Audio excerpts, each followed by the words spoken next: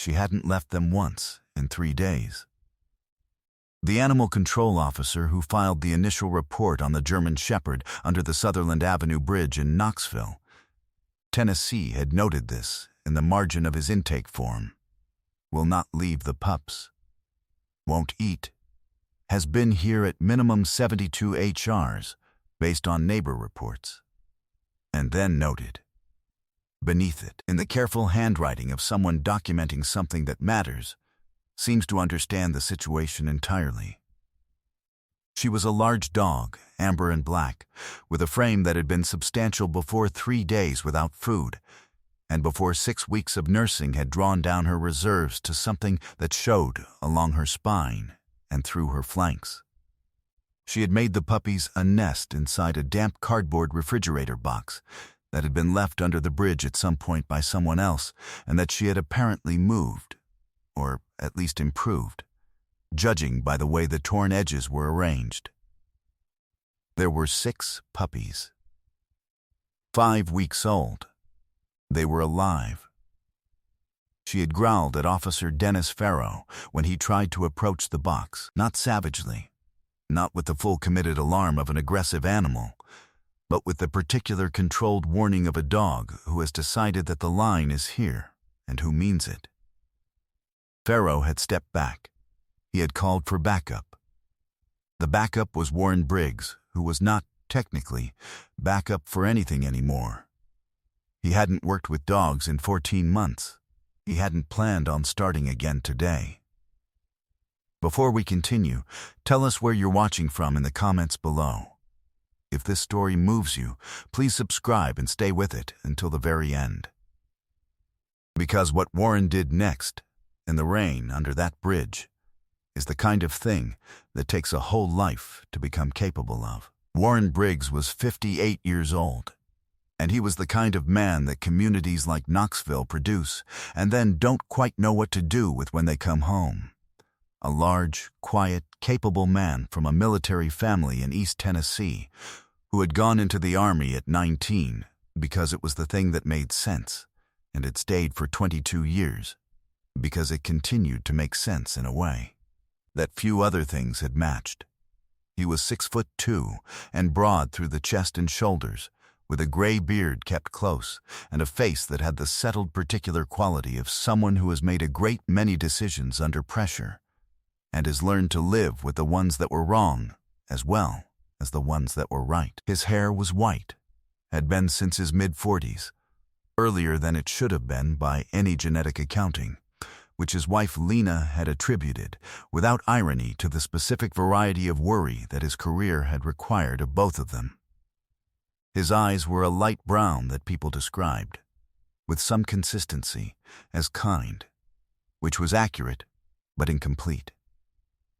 The better word was present. Warren Briggs looked at what was actually in front of him, with the full weight of his attention, which was rarer than kindness and more valuable in most situations.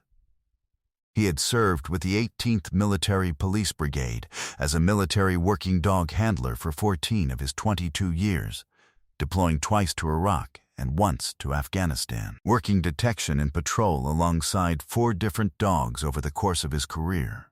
Of those 4 dogs, the one that had mattered most, the one that had been not a working partner, but something deeper and less categorizable, was a Belgian Malinois named Kodiak, who had deployed with Warren to Kandahar in 2017, and who had been with him every day of the 11 years following his separation from service, in the house in Knoxville that Warren and Lena had bought in 2012. In the truck on the long drives Warren took when he needed to think, on the back porch on summer evenings when the fireflies came up from the creek bed, and the mountains were visible at the horizon, and Warren was as close to at peace as he generally got. Kodiak had been diagnosed with osteosarcoma in September of the previous year. He had died 14 months ago on a Tuesday in November, at 11 years old, at the veterinary clinic on Kingston Pike, where Warren had taken him every year for a decade and where the staff had come out of their offices and exam rooms to say goodbye. Warren had held him. He had stayed until there was nothing left to stay for. He had driven home and had sat in the truck in the driveway for a while and had not gone inside right away because Lena was inside, and if he saw her face, he would not be able to hold it together, and he needed for a few more minutes to hold it together. He had not been around dogs since. Not deliberately, not as avoidance, simply because the arithmetic of it was something he could not yet do. He knew how many years a dog had. He had done the math. He had decided he was not capable of doing it again, and had made this decision without drama or announcement, and had kept it. He was semi-retired now, doing occasional consulting work for the county's Animal Control Division, not field work. Administrative and training support, the kind of thing that used his knowledge without requiring him to go back to the places the knowledge came from. He had been at his desk in the county office when Pharaoh called, and Pharaoh had said there was a nursing German shepherd under the Sutherland Bridge who wouldn't let anyone approach, and that he'd heard Warren was the person to call for a dog that wasn't cooperating, and that he was sorry to bother him, but he didn't know what else to do. Warren had said he would come take a look. He had not said anything beyond that. The Sutherland Avenue Bridge carried traffic over a section of railroad cut in the 4th and Gill neighborhood, and underneath it, in the particular dead space that cities create and then forget, the German shepherd had made her stand. It was a raw November afternoon, the sky the flat white of a sky that has been raining since morning and intends to continue, and the ground under the bridge was a mix of gravel and mud and the accumulated evidence of a space that humans used for disposal. The rain fell just past the bridge's edge in a curtain. Inside that curtain it was relatively dry. This was why she had chosen it, or why whoever had left her there, or some combination of those two things.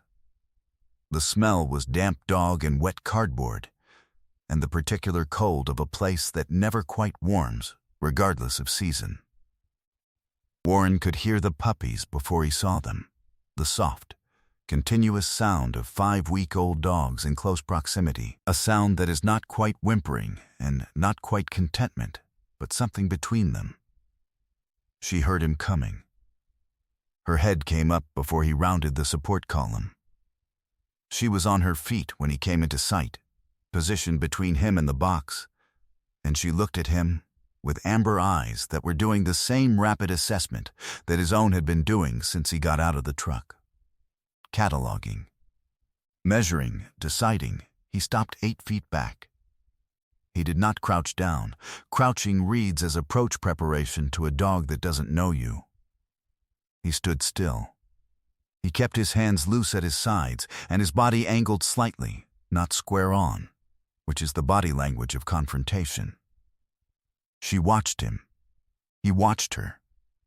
He had been in this place before, not this literal place, but this negotiation, this particular moment of two wary things deciding whether to trust each other, 100 times in 22 years, in places that were considerably more dangerous than a railroad underpass in Knoxville, and he knew that what it required was not technique.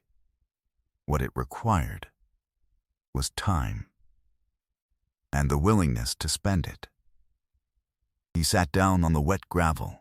Not slowly, not dramatically, he simply sat, cross-legged, in the mud and the wet, in the good coat Lena had bought him for their anniversary last spring, and he put his hands on his knees, and he waited.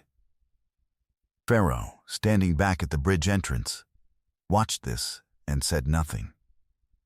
He had called Warren Briggs for a reason, and the reason was visible, and he was smart enough to stay out of it. He had been doing this job for 9 years, and he had seen people approach frightened animals in 100 ways. And what Warren Briggs was doing was unlike most of them.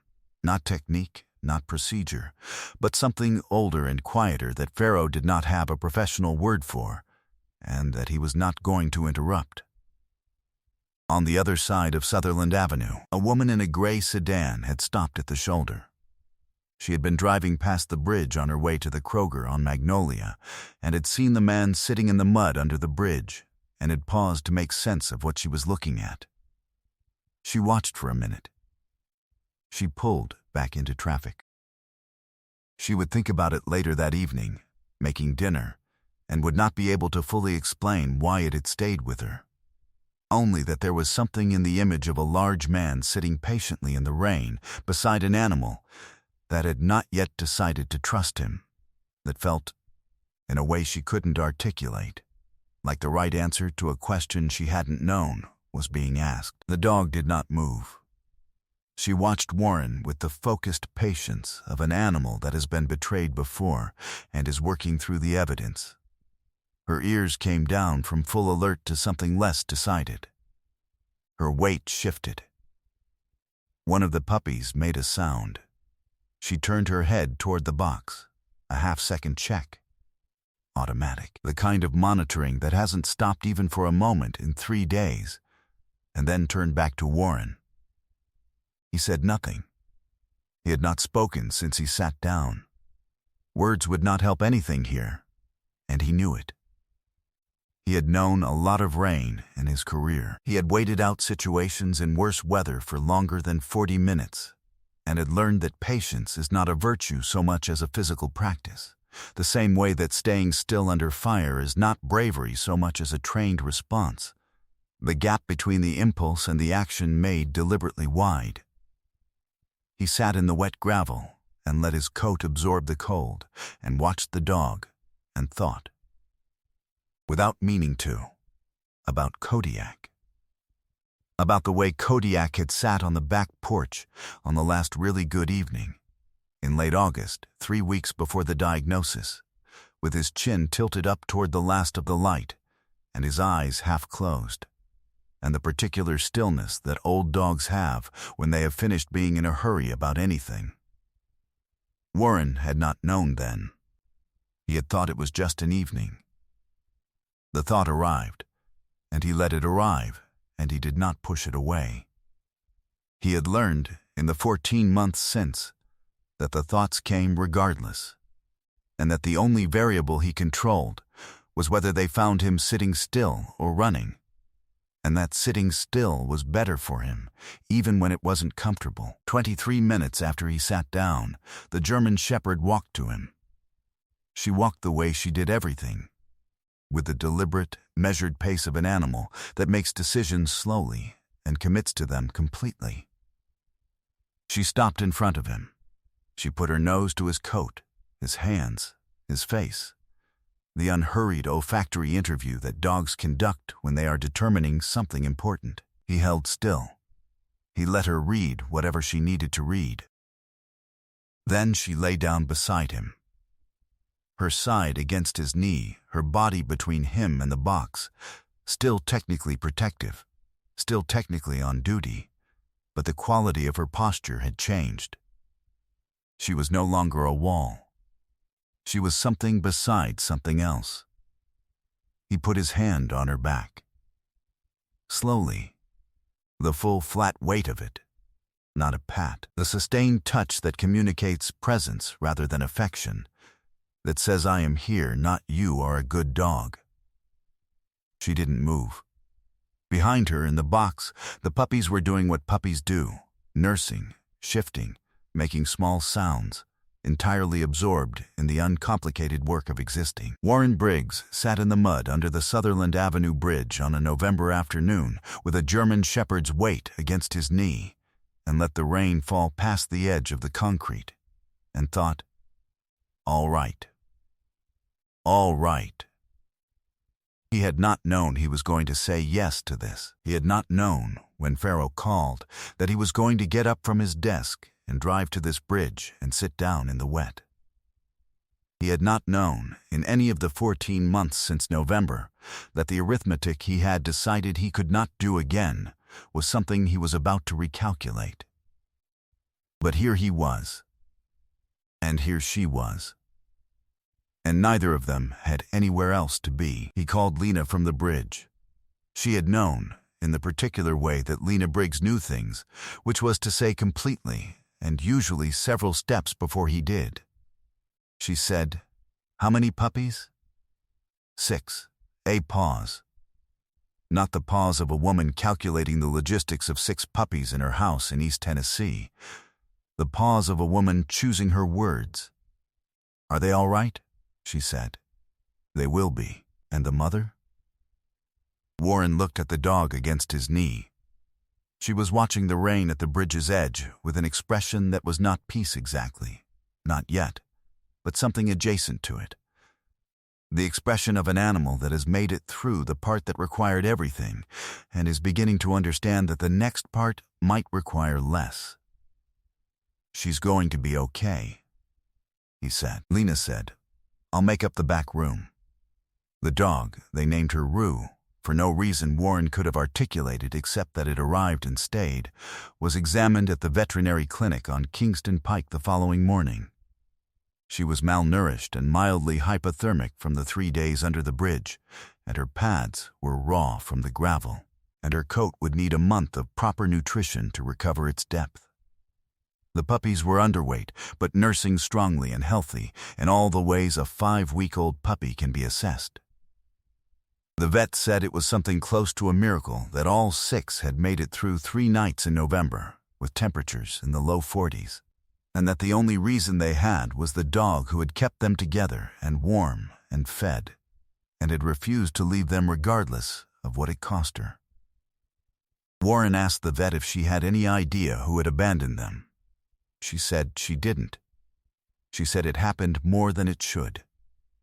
He did not say anything to that.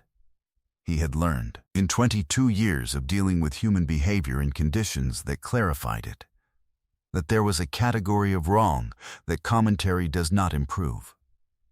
The investigation that Farrow filed into the abandonment identified the refrigerator box by a delivery label that had survived the rain, tracked to an appliance store, tracked to a customer, tracked to a man named Derek Ashton, 29 years old, who had moved out of his apartment in the 4th and Gill neighborhood 6 weeks prior, and who had, the building manager confirmed, simply left the dog behind. He was located in Nashville. He was cited under Tennessee Code 39-14202 for aggravated animal cruelty, abandoning an animal in circumstances likely to cause suffering, and fined $2,500. He was placed on a 6-month supervised animal surrender agreement that prohibited him from owning animals during that period. He did not contest either consequence. Farrow noted in his follow-up that Ashton had seemed genuinely surprised that anything had happened, which Farrow found, as he wrote in the report, instructive regarding the general expectation of accountability in this category of offense. All 6 puppies were placed in the spring, 3 through the veterinary clinic's own network, 2 through a rescue organization in Maryville that Lena had identified on a Thursday night, sitting at the kitchen table with her reading glasses on, 1 to a veteran's family in Oak Ridge that Warren had connected with through his county consulting contacts. Warren and Lena kept Rue. This had not been a formal decision so much as an arrival at an obvious fact. Rue had been in the house for 3 weeks before either of them said the word "keep" out loud. Because neither of them needed to. She was already there, already positioned in the specific spot between the couch and the window where Kodiak had spent his last 2 winters, already waiting at the back door on Saturday mornings when Warren went to the porch with coffee, already conducting her own quiet survey of the house and its contents, and its people with the amber eyes and the methodical patience that Warren had recognized the moment he sat down in the wet gravel beside her. He didn't know yet what she would become to him. He would learn it incrementally, over months, in the small dailiness of walking the creek road and sitting on the porch in the early mornings and driving to the hardware store with her in the passenger seat watching the road. He would not replace Kodiak because replacement is a category error when it comes to the things that matter most. What would happen instead was something quieter and more specific than replacement. The particular way that grief, when it is ready, makes room. She was not Kodiak. She was Rue. She was also, for reasons that Warren Briggs would spend a long time turning over without arriving at a complete explanation, exactly what he had apparently gone to that bridge to find. 14 months after November, on a warm October evening, with the light coming through the back porch screens at the angle that meant the season was turning and the mountains at the horizon were beginning to show their fall color. Warren sat in the chair that was his chair, with a cup of coffee and Rue across his feet, and the sound of Lena in the kitchen, and the particular quiet of a house that is occupied and at peace. His back ached in the way it had ached for a decade, the old compression injury that cold weather reminded him of without fail. He was 58 years old, and the years were in him the way years get in you, not as damage, mostly, but as ballast. As context for what still remained. Rue's tail moved once across the porch boards. Slow and complete, the sweep of a dog who has decided, after all the evidence, that this is the right place to be. He put his hand on her back, the full, flat weight of it. Present, not passing. All right, he thought. All right. Sometimes God does not send us the comfort we ask for in the form we expect it. Sometimes he sends November rain and a bridge in a neighborhood we don't usually drive through, and a phone call from a young officer who doesn't know what else to do. Sometimes the thing that heals us is not the thing that resembles what we lost. It is the thing that needs exactly what we have left. Warren Briggs knew how to sit in the wet and not move. He knew how to wait without forcing. He knew how to put his hand on a frightened thing and let the weight of it say what words cannot say. He had learned all of this from the dogs, and from the years, and from the particular education that comes only from loss that is deep enough to reach the bottom of you. Rue had been waiting for someone who knew those things. She had known, in the way that dogs know, that he was the one. She had simply waited for him to figure it out too. If Warren and Rue's story stayed with you today, share it with someone who needs to be reminded that grief is not the end. It is sometimes the beginning of something we could not have found any other way. Leave a comment and tell us where you're watching from, and if you've ever found your way back to something you thought you'd left behind for good, tell us about it. That story belongs here. If you believe in the quiet courage it takes to sit down in the rain when everything in you wants to stay dry, please subscribe to the channel so you never miss the next one. May God bless you, protect your family, and give you, in whatever season of loss you are walking through, the grace to sit still long enough to be found.